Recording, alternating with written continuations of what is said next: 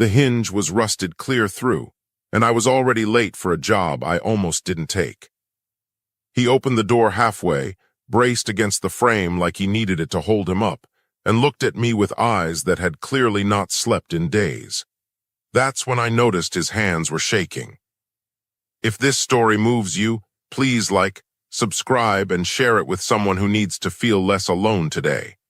I almost didn't drive to Breckinridge Hills that morning. The work order had come in late the previous Friday through the property management company I freelance for, and by the time I saw it, I'd already made plans to spend Saturday catching up on my own apartment, doing laundry, maybe finally hanging that shelf I'd been putting off for 3 months. The request was simple enough on paper. One exterior door, residential, hinges failing, frame showing signs of moisture warping. The kind of job that could take 2 hours or stretch into 4, depending on what you found underneath. I'm a licensed residential door and window systems installer. I know that sounds narrow, but it's actually a deeply specialized trade. I work primarily with custom and historic-grade door systems, replacing and restoring entryways in older homes where the original frames, jams, and threshold components are irreplaceable if you don't know what you're doing. I've been doing this work for 11 years, since I apprenticed right out of a trade program at 22. I'm 33 now, and I run my own small operation out of a truck and a storage unit in St. Louis, Missouri. Breckinridge Hills is a quiet neighborhood on the northwest side of St. Louis. It sits up on a gentle ridge, which is how it got the name, and most of the homes there were built between the 1930s and the 1950s. Brick bungalows mostly, some with original wood siding, deep porches, mature oak trees that have been dropping acorns on the same sidewalks for 80 years. It's the kind of neighborhood that feels like a held breath, like it's been waiting for something without knowing what. I packed my truck the night before anyway, because that's habit, and I told myself I'd decide in the morning. When morning came, it was overcast and cool for late September, that particular Missouri gray that feels soft rather than threatening, and I drank my coffee standing at my kitchen window and thought, well, somebody's door isn't going to fix itself. I drove out there. The address was a brick bungalow on a corner lot on Fenwick Avenue. Deep front porch, original columns, a mature sweetgum tree in the yard that had already started going red at the edges. The front door was clearly original to the house, a solid wood panel door with a brass kickplate and side lights on either side. The kind of door that probably cost more to replicate today than the house cost to build in 1941. Someone had tried to repair the hinges themselves at some point. I could see the mismatched screws from the sidewalk. I knocked and waited. Nothing. I knocked again a little louder and heard movement inside. Not quick movement, slow movement, the kind that has weight to it. The door opened partway. The left hinge, the bad one, immediately complained with a sound like a question being asked in the wrong language. A long metallic groan that seemed to express exactly how much effort everything in that moment required. The man who answered was tall, maybe 6'2", with dark brown hair that hadn't been cut recently, and a jaw that hadn't seen a razor in at least a week. He was wearing a gray thermal shirt and what looked like sweatpants that used to be nice before they got comfortable. He was probably around my age, maybe a few years older, mid to late 30s, though something around his eyes made him look like he'd been carrying more years than he'd actually lived. He looked at me for a long moment. "You're the door person," he said. "I'm the door person," I confirmed. He stepped back to let me in, or tried to. The door caught on the warped threshold and wouldn't open past about 60%. He pushed his shoulder against the frame and sort of angled himself sideways to give me room. "Sorry," he said. "That's kind of the whole problem." "I see that," I said, crouching down to look at the threshold gap. "Has it been doing this long?" "Maybe 6 months. I kept thinking it would just, I don't know." "Stop," I looked up at him. Doors don't really stop getting worse on their own, I said, not unkindly. He looked slightly embarrassed. I know. I just kept putting it off. I introduced myself properly then. My name is Conrad, but I go by Cord. Almost everyone does. He said his name was Aldous, and I thought, that's a name I haven't heard before, and it suits him somehow, the weight of it, the old-world seriousness of it.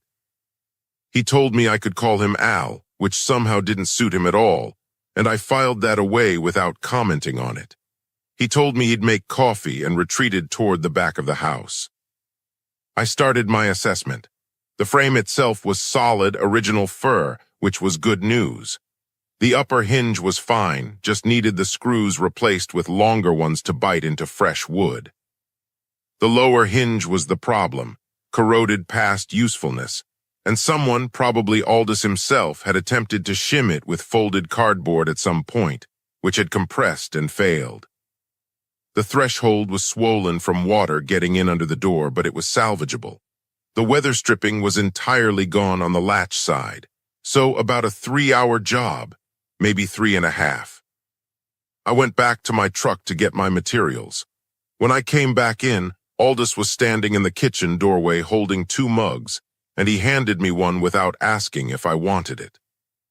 The coffee was excellent, strong with a little bit of something sweet in it that I couldn't quite identify. Cardamom, he said when he saw my expression. I like it. He nodded and leaned against the wall beside the kitchen door. He had the posture of a man who wasn't sure where to put himself in his own home, like he was a guest who'd been there just long enough to stop being sure he was welcome. I started working. For the first 20 minutes, we didn't really talk. He stayed in the living room, which was visible from where I worked, and I could hear the small sounds of a person pretending to be busy, the soft click of a phone being set down, the distant sound of a book being opened and then not read. I am used to working in people's homes. You learn to read the temperature of a space quickly when you do this job, and what I felt in this house was a very particular kind of quiet. Not peaceful quiet, the other kind, the kind that lives in places where people have been alone for a long time. I got the lower hinge off cleanly and started measuring for the replacement plate. Good solid construction under there. The original mortise cut was precise and square, done by someone who knew what they were doing back in 1941 or whenever this door was hung. I appreciate craft like that. There's a conversation between tradespeople across time when you open up an old door frame. Somebody a century ago took pride in this work, and that pride is still holding the house together. It's original to the house, I said mostly to myself. What is? The door, the frame. All of it. He came a little closer, coffee in hand, and looked at the frame where I was pointing. My grandfather hung that door, he said. He built this house. I turned around to look at him. This was your grandfather's house? His and my grandmother's. It came to me 4 years ago when she passed. He paused. I don't know if came to me is the right phrase. I wasn't expecting it. There were other people who probably had more of a right to it, but she left it to me. There was something in the way he said that, a weight that went beyond the legal transfer of property. I didn't push it. Good bones, I said, turning back to the frame. That's what everyone says, he said. I'm starting to think it's what people say when they mean something is worth keeping, but also a lot of work. I smiled at the frame. That's exactly what it means, he laughed. It was a short laugh, surprised, like it escaped before he could catch it. He seemed a little startled by the sound of it himself. That was the first time I felt something shift in the air between us. Nothing dramatic, nothing I could have named then, just a small pivot like a compass needle settling. He went back to the living room. I went back to work. I got the new hinge plate set, drove the longer screws into fresh wood, tested the swing. Much better. I started on the threshold next, pulling the damaged section and fitting the replacement piece, checking the slope, making sure water would run away from the house rather than toward it. Detail work. The kind that nobody notices when you do it right and everybody suffers when you don't. Around 11:30, Aldous appeared in the doorway again. "I was going to make lunch," he said. "Nothing fancy, soup. Are you hungry?" I was actually. "I don't want to put you out," I said. "You're not putting me out." He said it in a way that somehow made clear the opposite might be true. "I was going to make it anyway," I said yes.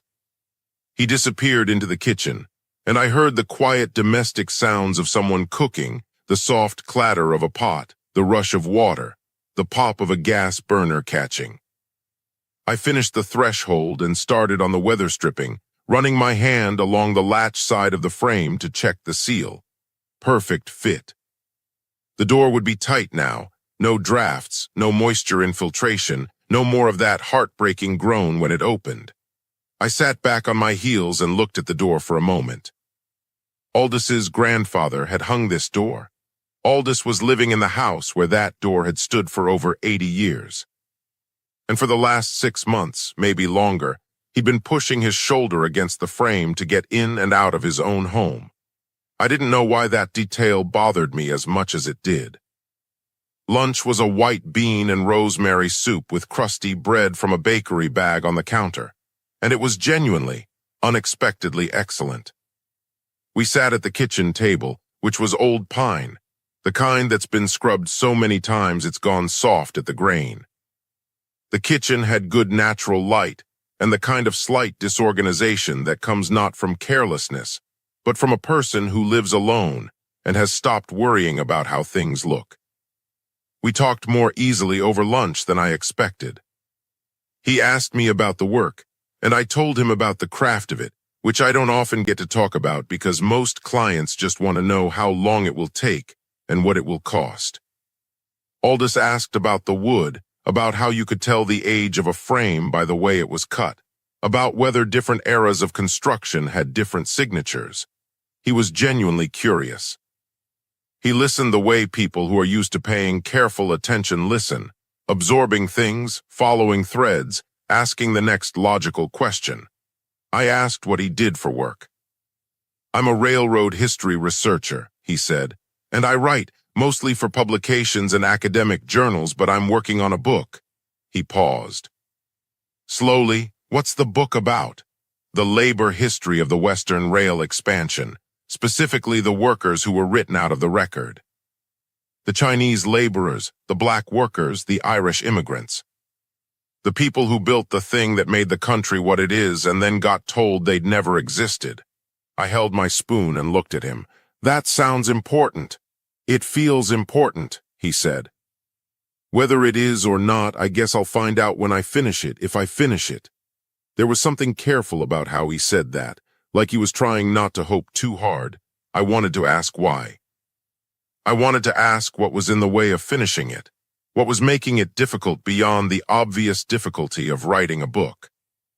But I had learned long ago that there is a rhythm to conversations with people you've just met, a certain pressure that, if you push against it too soon, the whole thing closes up. So I just said, "You'll finish it." He looked at me for a moment. "You don't know that?" "No," I agreed. "But you're clearly smart enough and stubborn enough to get this far." He looked at his soup, a small, cautious smile, the kind that appears when someone hears something they want to believe. I went back to work after lunch. The door was almost done. I just needed to address the upper hinge screws, remortise the strike plate which had shifted slightly over the decades, and adjust the latch mechanism so the deadbolt seated cleanly. Another 40 minutes. I was setting the strike plate when I heard him from the living room, not speaking to me, just a soft sound barely audible. I thought at first it was the radio, but there was no cadence to it, no melody. I couldn't identify it, and I didn't want to. I kept working. When I finished, I swung the door open and shut 3 times. Smooth, quiet, no complaint from the hinges, no drag on the threshold, no gap where a draft could get in. The deadbolt seated cleanly on the first turn. The door closed with that satisfying final sound of a well-fitted thing finding its place. "Done," I called out. He came from the living room.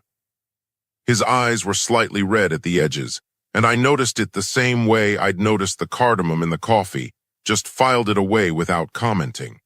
He stepped up to the door and opened it. And closed it, opened it again, just stood there for a moment with his hand on the door, and his face had an expression I couldn't entirely read. "That's how it's supposed to sound," he said quietly. "That's how it's supposed to sound," I confirmed. He turned to look at me. "Thank you, Cord." I started gathering my tools. I was folding up my drop cloth when he said something I wasn't expecting. "Can I ask you something weird?" I looked up. "Sure. Do you ever take on jobs that aren't technically under the scope of what you normally do? Like if something else needs fixing and you can tell it's going to keep being a problem."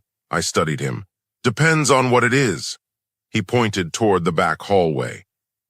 "The back door is the same situation, maybe worse, but that's not what I meant."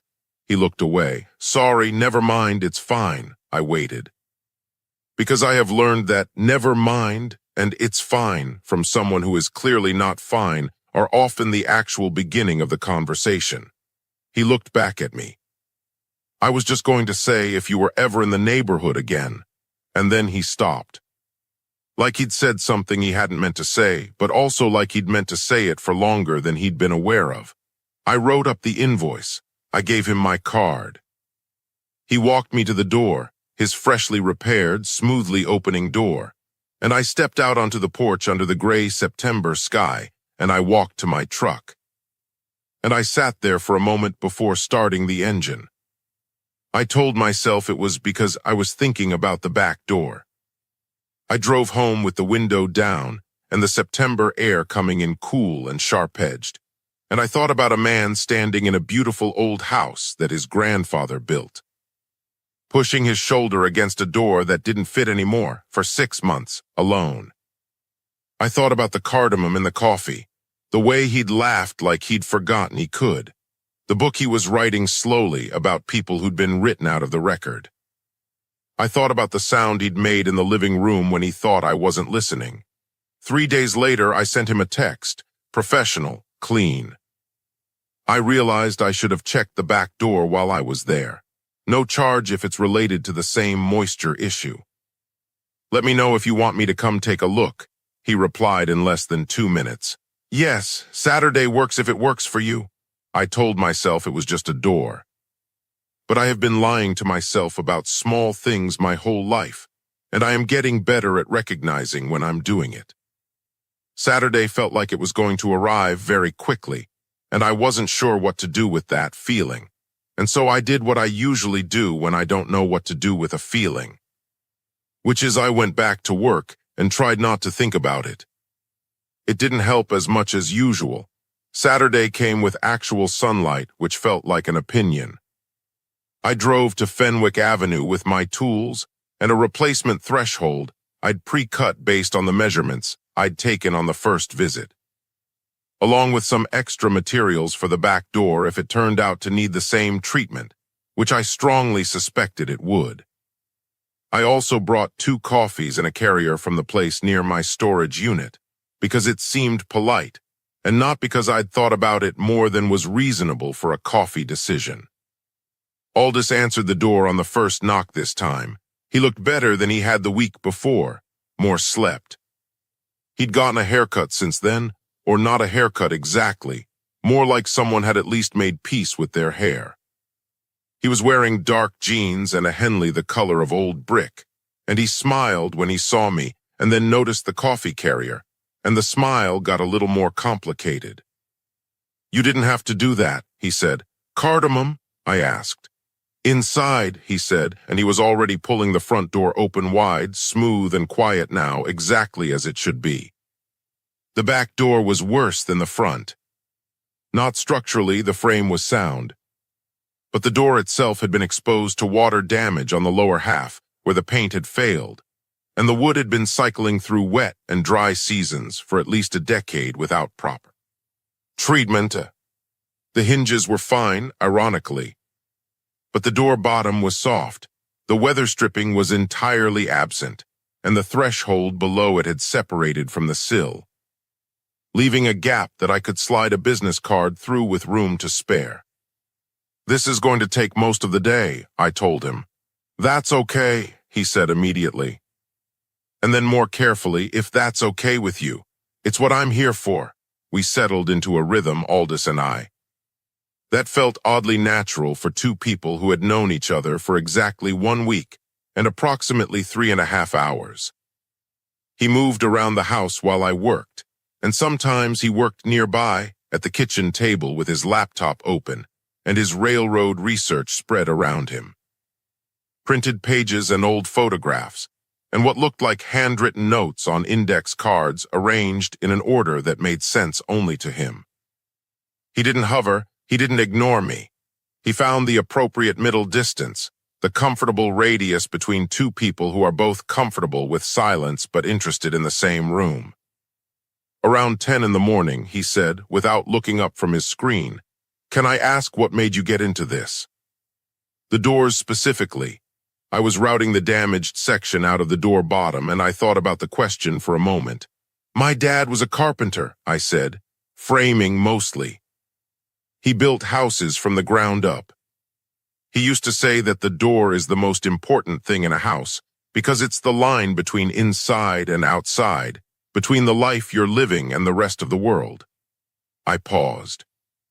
He said if you get the door right, you get the house right. Aldous had stopped typing. Was he right about that? Yeah, pretty much. Is he still working? He passed when I was 26, I said. Hart, I'm sorry. He got to see me finish my apprenticeship, I said. He came to the shop where I got certified and shook my hand in front of everyone, which he was not the kind of man who normally did that kind of thing. So I have that. Aldous was quiet for a moment. I have something like that too, he said. My grandfather. He let me sit in this house with him all summer the year I was 16, while my grandmother was in the hospital. He just let me be here. He didn't make me talk, didn't fill the silence with things that were supposed to help. He just worked and I sat, and we ate dinner together every night, and he would tell me one story about the railroad before bed. I stopped routing and looked at him. He worked the railroad. He was a line supervisor for 32 years. Aldous looked up from his laptop. He's part of why I started the research. He used to say that the workers he supervised, particularly the black workers in the sections he managed in the 60s and 70s, never got the recognition they deserved, even from the unions. Even from the company histories. He kept his own records, notebooks. He gestured vaguely toward a bookshelf I couldn't see from my position. I have all of them. I held that for a moment. So you're finishing what he started. He looked at me with an expression I wasn't sure how to interpret. Thoughtful and slightly undone at the same time, the way people look when someone has said something true that they hadn't arranged into words themselves yet. Yes, he said. I suppose that's exactly what I'm doing. We worked. I mean that I worked and he wrote, and occasionally one of us said something that started a conversation, and occasionally the conversation ran long and eventually found its way back to silence. And neither of those states felt wrong. By noon I had the back door bottom rebuilt, a new oak section I'd fitted and glued and was letting set while I started on the threshold. I told Aldous I needed to let the repair cure before I planed and painted it, so I'd need to come back the following week for the finish work.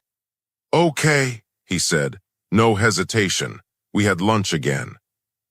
He made sandwiches this time, turkey and aged cheddar and grainy mustard on dark rye, and he set them on the old pine table without ceremony. He'd put a small bunch of grocery store flowers in a jam jar in the middle of the table, the kind of unconscious domestic gesture that tells you a lot about a person. I noticed the flowers and didn't comment on them. We ate.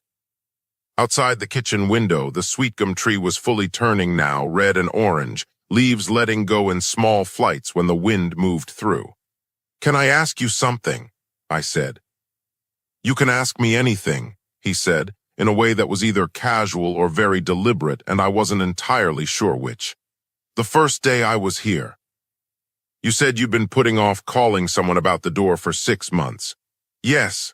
What made you finally call? He set his sandwich down and looked at the window for a moment. The tree dropped a leaf. My neighbor, Mrs. Afalabi, she's 73. She lives 2 houses down. She came over to bring me some jollof rice she'd made, and when she tried to ring the bell, it didn't work, so she knocked. And when I opened the door, it caught on the frame and kind of jerked in her hand, and she said, "Baby, when are you going to fix that door?" And the way she said it, he paused. She didn't mean just the door. I waited. "I have been, I think, very alone for a while," he said. He said it plainly, the way you say something you've rehearsed in your own head to the point where the emotion has worn smooth. And I've gotten good at organizing my days around the fact of being alone, so that it doesn't feel like something is missing. It just feels like my life. But the door was like a thing I couldn't fix by myself, and I kept not fixing it because fixing it would have meant admitting that there are some things I can't just manage on my own. And I didn't want to admit that. The room was very quiet. "I'm not saying that's healthy," he added. "I'm aware it's not healthy. I'm not judging it," I said. He looked at me. "I know you're not." Outside, another leaf let go from the sweet gum tree. "Were you with someone?" I asked. "Before the alone?" "I was," he said. "For 6 years. His name was Philip. He was a good person. We just grew into different shapes, I think. The relationship ended about 3 years ago, and we both handled it as well as you can, which means we were both sad and thoughtful about it, and nobody was terrible to the other person. And it was still one of the hardest things I've ever done." He looked at his hands. "After that, I sort of stopped reaching out, not deliberately, just gradually. You know how it happens. You turn down enough invitations, people stop offering. You stop texting first, the threads go quiet, and then one day you look up and realize that you've built something very quiet around yourself." "Yes," I said. "I know how it happens." He looked at me. I felt him waiting.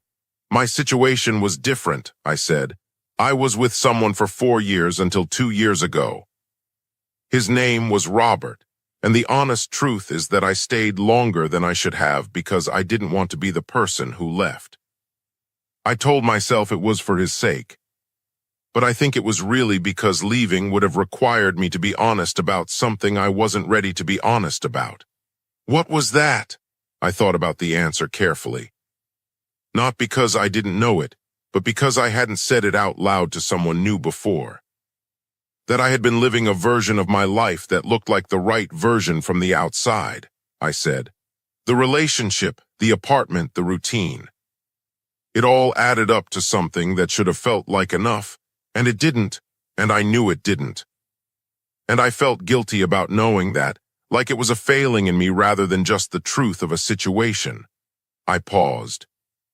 When it ended, I was sad and relieved at the same time, and the relief was harder to sit with than the sadness. Aldous was very still. "I've had a version of that feeling," he said quietly. "I know," I said. "I can tell."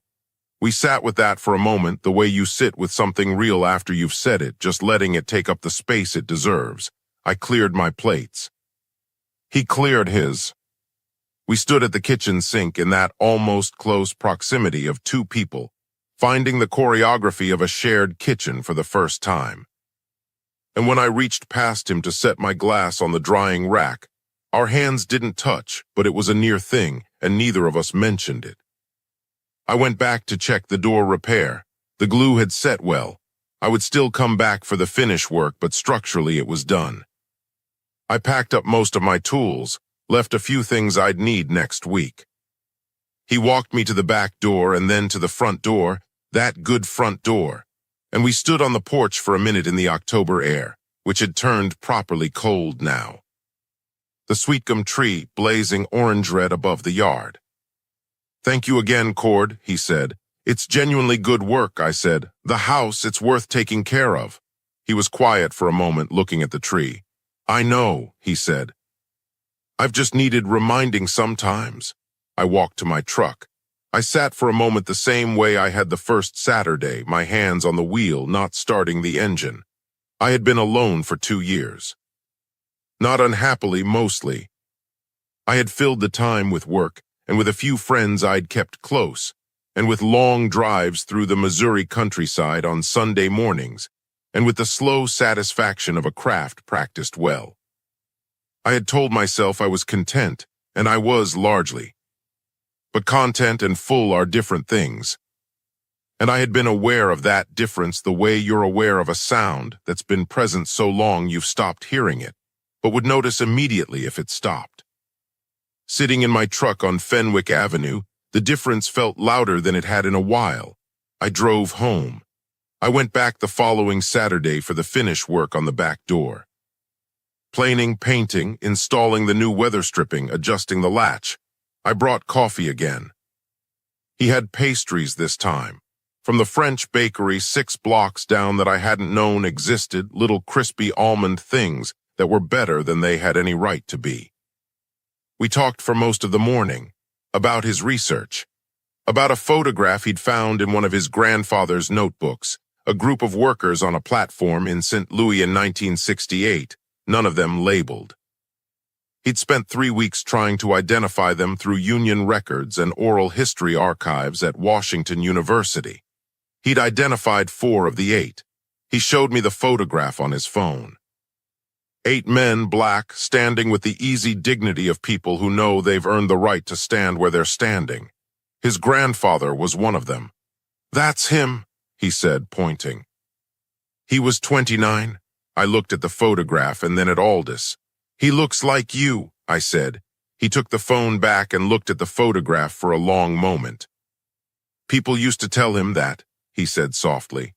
"My grandmother said the first time she saw me when I was born, she said, 'Loretta, you made Howard all over again.'" He smiled at the photograph. "Howard, that was his name." "That's a good name," I said. "He was a good man." We were quiet, and then he said, "I've been thinking about what you said last Saturday. About the version of your life that looked right from the outside." I looked at him. He was looking at the almond pastry in his hand. "I've thought about that a lot," he said. "The version of my life that looks right from the outside." He set the pastry down. "I live in this beautiful house. I have important work. I have Mrs. If a lobby 2 doors down who brings me jollof rice and worries about my door. I have a research fellowship that pays me enough. From the outside, Cord, my life looks very complete." He looked up at me. "And it is almost entirely empty," he said, not with self-pity. With the calm of someone reporting a fact they've verified from multiple angles. I held his eyes. "Almost," I said. He looked at me for a long moment. The kitchen was very warm. Outside, the sweet gum tree had gone past peak and was starting to look skeletal, leaves giving up in larger numbers now. "Almost," he agreed. The door was done by early afternoon. I checked it 3 ways, tested the seal with a piece of paper that wouldn't slip past the weather stripping, checked the latch, checked the swing. It was right. Both doors now, front and back, were right. I gathered my tools. He walked me to the front of the house, as had become our ritual over 3 Saturdays. We stood on the porch, and the sky was a flat, pale November gray, though it was only late October, and the air smelled like dry leaves and the beginning of cold. "The house is in good shape now," I said. "Both doors solid. If anything comes up, call me." "I'll always find something," he said quietly. I looked at him. He looked at me steadily, which for Aldous was a kind of bravery I was starting to understand. "I don't want to be strange about this," he said carefully. "But I've been happier on the 3 Saturdays you've been here than I've been most of the rest of the year put together. And I don't know what to do with that except to say it, because I'm trying to be less of a person who doesn't say things." The street was quiet. A car passed. A dog barked somewhere on the next block and went quiet. "I don't think that's strange," I said. My voice was steadier than I expected. "I'm not asking for anything," he said. "I just thought you should know." I looked at this man on the porch of his grandfather's house with his newly repaired door behind him, and his book he was writing slowly, and his photograph of Howard. At 29, and his loneliness that he was finally, carefully learning to name. "Have dinner with me," I said. "Not Saturday, any day, whenever you want." He blinked just once, like he needed a second to confirm that he'd heard what he'd heard. "Wednesday," he said. "Wednesday," I agreed. I walked to my truck with the very specific sensation of someone who has just done something real and can't undo it, and doesn't want to. I pulled away from Fenwick Avenue and drove east through the late October scent, Louis afternoon, and the whole city felt different in some way that I knew was not the city at all. And I did not, for once, lie to myself about what that meant. The restaurant was a small Ethiopian place on South Grand Avenue called Habesha Table, which Aldous had suggested because he'd been wanting to try it for a year and hadn't had occasion to go. "You have to go with someone," he said when we were seated. "It's not a place for eating alone." "How many places have you decided are not places for eating alone?" I asked. He considered. "Most of them," he said. "We ate with Injera and shared plates and talked for 2.5 hours. We talked about things we hadn't talked about yet. His time in graduate school at St. Louis University, where he'd gotten his doctorate in American history. And how he'd spent his 20s in an intellectual world that felt like home and a personal world that felt like a foreign country he was visiting on a tourist visa. My years after my father died, when I'd thrown myself so completely into the craft that I'd sometimes go 3 or 4 days without speaking to anyone outside of a job site. And how I'd eventually understood that was grief doing the work grief does when you don't give it anywhere else to go. We talked about St. Louis itself. He'd grown up in the Benton Park neighborhood on the south side. I'd grown up in Maplewood, just west of the city limits. We had almost certainly crossed paths a dozen times in our lives without knowing it, at the Botanical Garden at Forest Park. At the kind of mid-sized concert venues you go to when you're in your 20s and still deciding what kind of person you are. The restaurant filled up around us and quieted again, and we were still there. When the bill came, I took it. He made the gesture of protesting. I said, "You suggested the place. I'm buying dinner." He accepted this with the grace of a man who understood the economy of it and wasn't going to argue with a fair trade. Outside on the sidewalk, the evening was cold, properly November cold now, the kind that has no ambiguity about its intentions. The street lights on South Grand were on, and the neighborhood had that particular quality of a Saturday night city evening, people moving in pairs and small groups. Music escaping briefly from a bar door opening and closing. We walked to where our cars were parked 2 blocks and stood on the sidewalk beside his car.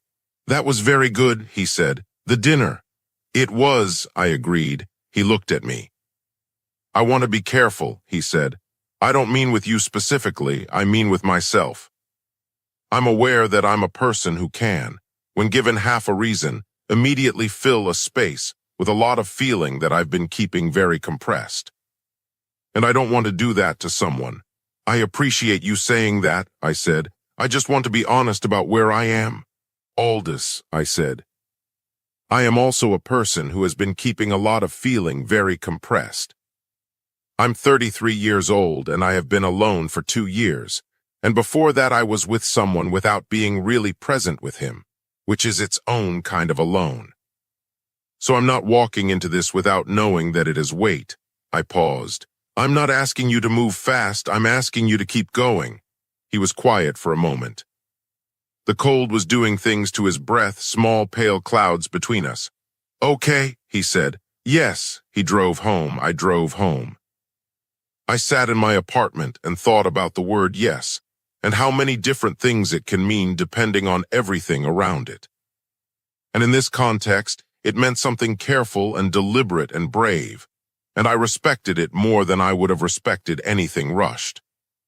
We saw each other every Wednesday evening after that, and most Saturday mornings. The Wednesday dinners rotated, Habesha Table again, a Vietnamese pho place in the Grove neighborhood. A diner on Manchester Road, where you could get breakfast at any hour, and the coffee was mediocre, and the conversation was easy. The Saturday mornings were usually at his house, which had become a comfortable place for me in a way that accumulated gradually, each visit leaving another layer of familiarity. I knew where he kept his good coffee, the high shelf, third from the left. I knew that he worked better with the kitchen radio on low, something classical or old jazz. I knew that he went quiet and still when he was processing something, and that this was not a withdrawal but a kind of focused presence. And that if I was patient, the words would come when he was ready. He was learning me too. He knew that I arrived 10 minutes early to everything and then sat in my truck to avoid being the first person inside. He knew that I used humor as a deflection when something landed emotionally, and that the humor was always just slightly flatter than my normal humor, which was how you could tell.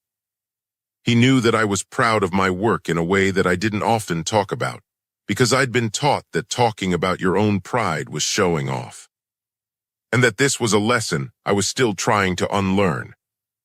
In November, he asked me to a fundraising event at the Missouri History Museum, a reception for a new oral history exhibit that his research had contributed to. It was the first time I saw him in a professional context, which was a different kind of knowing. He was confident in a way he wasn't always in his own kitchen, easy with the language of his field, warm and specific when he talked with the oral historians and archivists. People clearly respected him. An older woman in a red blazer gripped both his hands when she saw him and said, "Aldous, we've been waiting for your book for years." He introduced me as his friend. The word had edges I didn't know what to do with and also felt truer than most words in that moment, because that's what we were building underneath everything else, a genuine friendship. And that foundation felt important and right. On the drive home from the museum, he said, "Thank you for coming." "Thank you for asking me," I said. He looked out the window at the city going past. "I forget sometimes," he said, "that showing up to things with another person is different from showing up alone, that it changes the texture of the experience." "How did it feel?" I asked. He thought about it. "Like I existed a little more than usual," he said. That landed somewhere careful and deep in my chest, and I drove the rest of the way without speaking, but I reached over without thinking and set my hand on the armrest between us. And after a moment his hand found mine, and we drove the rest of the way like that, not speaking, his grandfather's city going by outside the windows. We had our first real conversation about what we were to each other in December, on a Saturday morning when the snow was coming down outside his kitchen window in the thick, quiet way that sent. Louis Snow sometimes does, soft and serious. He'd made the cardamom coffee, and I had brought a bag of those almond pastries from the French bakery, because I'd figured out which bakery they came from 3 weeks earlier and had been waiting for the right occasion. He found the pastries and said, "You figured out where they're from?" 3 weeks ago, I said. He looked at the bag and then at me, and something about his face went very still in the way it did before he said something real. "Cord," he said, "I need to tell you something." "Okay," I said. I kept my voice steady. "I have not been this happy in 3 years," he said, "possibly longer. And I want to keep being this happy, and I want to be honest about that, and I want to ask you how you feel, because I've been trying very hard not to assume." The snow was coming down outside. The cardamom coffee was hot between my hands. "I feel the same," I said. "I've felt the same for a while. I've been trying to give you the time you said you needed." "I think I'm done needing so much time," he said carefully. "I think so too," I said. We were not dramatic about it. There was no sweep of music, no grand gesture. He crossed the kitchen, which was not very many steps, and he put his arms around me in the careful way of someone who has waited long enough that doing it feels both right and slightly unreal. And I held him back, and we stayed like that for a long time while the snow came down outside and the cardamom coffee cooled on the counter in the house, his grandfather's house. Held us both without complaint. It was, he said later, the best Saturday morning he could remember. December deepened.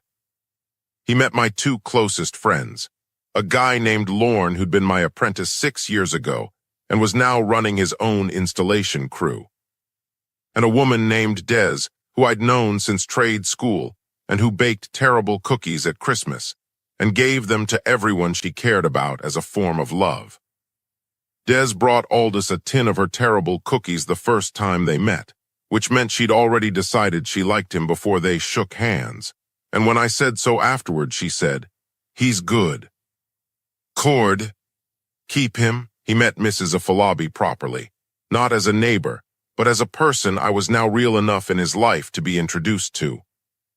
She made tea and looked at me with the assessing warmth of someone who has known Aldous long enough to know how alone he's been, and took her time deciding if I was someone worth being glad about. By the end of the hour, she had given me her phone number and told me to call her if I ever needed anything for the house, which felt like an enormous compliment. His book came unstuck in January. He'd been blocked on a particular chapter about a series of strikes in 1919, in which a number of the workers who participated had been deliberately erased from company records. And then he found a collection of letters at the Missouri History Museum archives that he hadn't known existed, correspondence between two of the workers, a man named Harvey and a man named Claude. That filled in the exact gap he'd been unable to account for. He called me from the museum, actually called, not texted, which was unusual enough that I answered immediately thinking something was wrong. "I found them," he said. His voice was doing something complicated. "Harvey and Claude, I found their letters." I sat down in my truck in the parking lot of a job site in Kirkwood. "Tell me," I said. And he told me, standing in the archives reading room of the Missouri History Museum in January. His voice low because you keep your voice low in archives. All about Harvey and Claude and the 1919 strikes, and what the letters revealed about the organizing that had been quietly erased from every official account. And I listened the way he had taught me to listen, with full attention, following the threads, asking the next question. When he finished, he said, "Sorry, I know you're at work." "Don't be sorry," I said. "This is the most excited I've heard you about anything." A pause. "Is it strange that you're the first person I called?" "No," I said. "It's not strange at all." The chapter came together in 3 weeks after that. He sent me the draft to read, which I did carefully at my kitchen table on a Sunday morning, with my own mediocre coffee because I couldn't quite replicate the cardamom thing. It was excellent. Dense and careful and morally serious, and full of specific human detail that made the history feel like what it was. Which is something that happened to real people who lived and mattered, and deserved to be remembered. I told him it was excellent. He said I was biased. I said I was, and it was still excellent. He submitted the completed manuscript to his editor in late March. The day after he submitted it, he came to my apartment for the first time. I cooked dinner, which I'm competent at but not inspired, and he brought a bottle of wine and the almond pastries, which had become our thing by then, our small ceremony for occasions worth marking. We sat at my kitchen table, which is not old pine but cheap laminate from a big box store, and ate the dinner and drank the wine, and didn't talk about the book or the research or the doors, or any of the things that had been the vocabulary of our falling together. We talked about small things, whether St. Louis was going to have a real spring or just skip straight to summer, whether Dez's Christmas cookies had been worse this year than usual, which they had, whether Mrs. Afalabi's suggestion that we all have dinner together in the spring was something we should commit to, which it absolutely was. At the end of the evening, he stood in my doorway, my standard apartment door, nothing special, no history, no craft to it, and he said, "You know what I think about sometimes?" "Tell me," I said. "That if that hinge hadn't been rusted through," he said, "and if I'd been a person who called someone about it immediately rather than letting it go 6 months, you would never have come to Fenwick Avenue." I considered that. "If your grandmother hadn't left you the house," I said.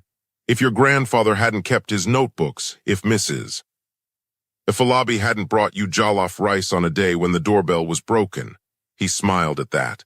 "A very long chain of things," he said. "A very long chain," I agreed. "But it got here." He looked at me with that expression he had when something true had just found its shape in the air between us, open and careful and a little undone. The expression I had learned to love first among all the others. "It did," he said. "It got here." He kissed me then at my nothing special apartment door, and it was the same as everything else between us had been. Unhurried and real, and worth the wait of all the time it took to arrive. Spring came properly. Aldous and I had dinner with Mrs. Ifalabi on a Saturday evening in April, on her back porch with string lights and her jollof rice, and a stew she called egusi that was extraordinary, and we stayed until nearly 10 o'clock, which I understood was an honor. On the walk back to his house, 2 blocks on Fenwick Avenue under the April sky, he took my hand, and we walked the rest of the way like that, easy and unhurried. The sweetgum tree putting out its first new leaves above the yard. We stood on his porch for a moment before going in. "Good day," he said. "Very good day," I agreed. He opened his front door. The door I had repaired on a gray September Saturday when I almost didn't come. It swung open smooth and quiet, no complaint, no resistance, exactly the way a door is supposed to open when it has been properly cared for. I thought about what my father had said. If you get the door right, you get the house right. I thought about Aldis's grandfather hanging this same door in 1941, young and precise and careful, building something he intended to last. I thought about the long chain of things that led here, all the small individual links, a rusted hinge, a bowl of jollof rice, a photograph of 8 men standing on a platform, a cardamom coffee handed to a stranger on a Saturday morning. We went inside. The house was warm. He made tea because it was evening, and we sat on the couch with the lamp on and the April night blue and quiet outside the windows. And he was reading something on his phone, and I was reading something on mine, and the house made its small old sounds around us, the tick of the radiator, the creak of the sweetgum tree in the wind. The particular deep hum of a structure, built with care by someone who believed in making things that would outlast them. I thought about the word almost. He'd said it back in October in this same kitchen, almost entirely empty. And I'd said almost back to him, meaning the opposite, meaning there is still something here worth holding, meaning the door is not all the way closed, meaning there is still room. There was room. There was more than room. He looked up from his phone and caught me looking at him. He didn't ask what I was thinking. He just held my eyes for a moment with that expression.